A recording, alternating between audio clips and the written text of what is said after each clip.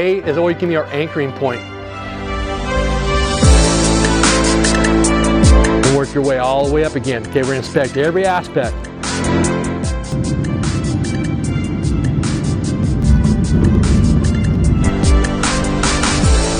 Wow, it's feeling like it's for real now. Yeah, excited.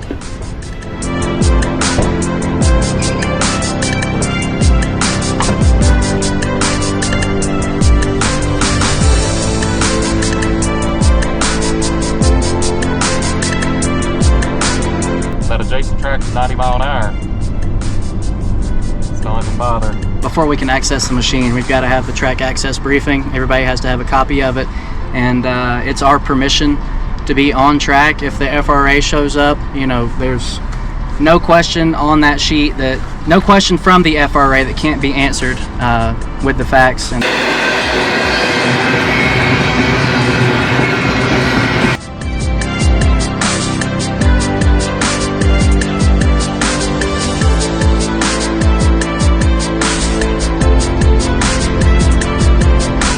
got our high rail gear, our silver bullets. That's the easiest way to put out a fire, or a tie fire. We got infrared cameras on top. We got a 250-gallon tank with a pump, 100-foot of hose on a reel, and then plenty of 2-inch hose to do hose lays to put out a right-of-way fire that might get away from us, right? So, like I said, we got the hose to fill up the trucks. That's about everything on the back deck. That's the back cab. That's where I sit. And we may or may not have a roadmaster, depending on how they do things. But like I said, the support cab, we got a hot rail coming. Like I said, as we move forward, we got our ratchet brakes right here. Training in class, we talked about how quiet they are, but it was crazy until it's on. Right, it was right here. You didn't know it. I didn't hear it. So yeah. All right, we've been out here about a half an hour. You've had a quick look. What's it like thus far? It's a lot. All the grinding rigs and water trucks, and just gotta be safe. That slides down. You pull on it, you can stand on that. That's not gonna fall. We'll leave it up. We'll close it whenever we get back. It's a big responsibility. Some people love it. And you can be there too one day. Just because I know you like working maintenance, I was an operator myself, and I love maintenance also. It just makes you a double-edged sword. You'll be able to go from one side to the other. How it works, I feel it helps you maintain it too. Absolutely. An operator that knows how to fix the machine is invaluable. Yeah. So I can open up a buggy door here and I can show you and describe what we got going on, what the inside of one looks like. So these are what we call mods, right? So Ground Car 2 and Ground Car 4, they do not tilt. They've got what we call turnbuckles, right? Those arms sticking through there. That main frame underneath it is called the A-frame. The deal with the fins, right? That's the motor. We call it the mod. Okay. It's a 30 horsepower motor. It weighs about 500 pounds, right? Whenever you're on maintenance, we'll be swapping those out, you know, every now and then as needed when they go bad. That cylinder that you see, that's the lift cylinder, and it just lets the mod, you know, go up and down. The entire assembly, we call a buggy. I'll get down with you in the middle of the night. You'll be ground pounding tonight. Before we start grinding, once we get within 2 miles of the grind, and we're on tangent rail, we'll set these buggies down, right?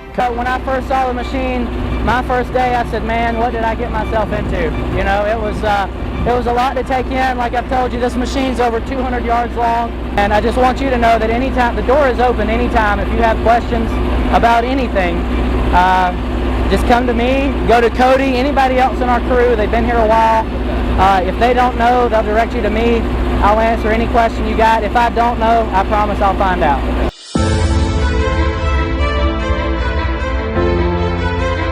He has the same authority as JR, our foreman, who has 47 years on the railroad. This is his first day. He has the same authority as JR or anyone else on this crew to stop the work if he sees something that's unsafe. If he sees me doing something wrong, he has as much authority as anyone else to call me on it, and the same thing for us to him. We'll do everything in our power to keep you safe, and you know, getting you working and knowing how things go. We got a new guy tonight, Morgan. We've spoke with him. He'll be, you know, ground pounding tonight. Point of entry is going to be milepost 47.6. We got a new guy here with us today, so watch out for him. The critical decision is track occupancy. There's a lot of responsibility being in a cab, you know, being around the controls. You might get a pass because you're a new hire, but I just want you to realize, you know, how important it is that the movement of operations, you know, the movement of equipment. I typically put the stones up on the hooks, and this is where we store them here. Okay. So make sure that they're nice and flat, not overflowing. This is our electrical room here. This is where all the magic happens in order to keep all the ground motors going. We're going to be wiping out the electrical rooms, make sure they're clutter-free. Stone rooms, make sure all the stones are packed nice and tight. 406, go ahead. East crossover 20, switch nose, the west crossover real work move. The derails are up and stowed. You have 3 in the front. I got 4 in the back.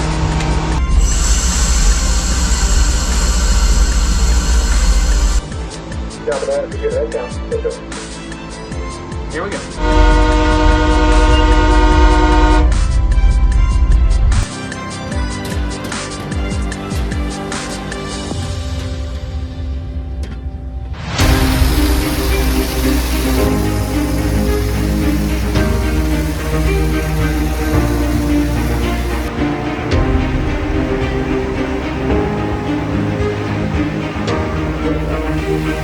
Get away. We got rods up in those fire.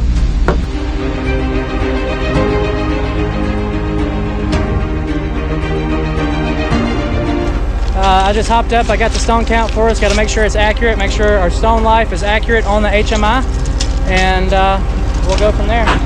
You having trouble there, Morgan? Yeah, sorry.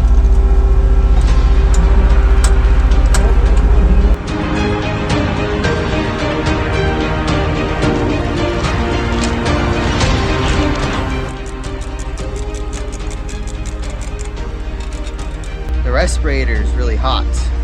I didn't realize that in class. You're just in your own breath. It's hot.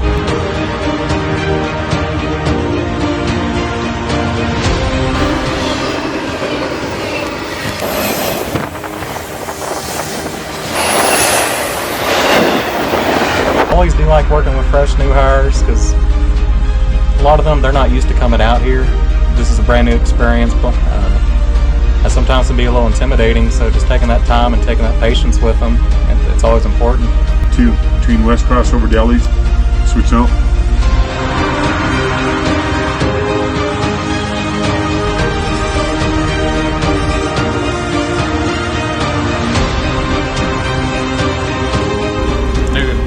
New experience all around. Yeah. Totally good experience. Cool. It's You're a good. little more dirty than you were when we left. Yeah, it's hard work, but it's good.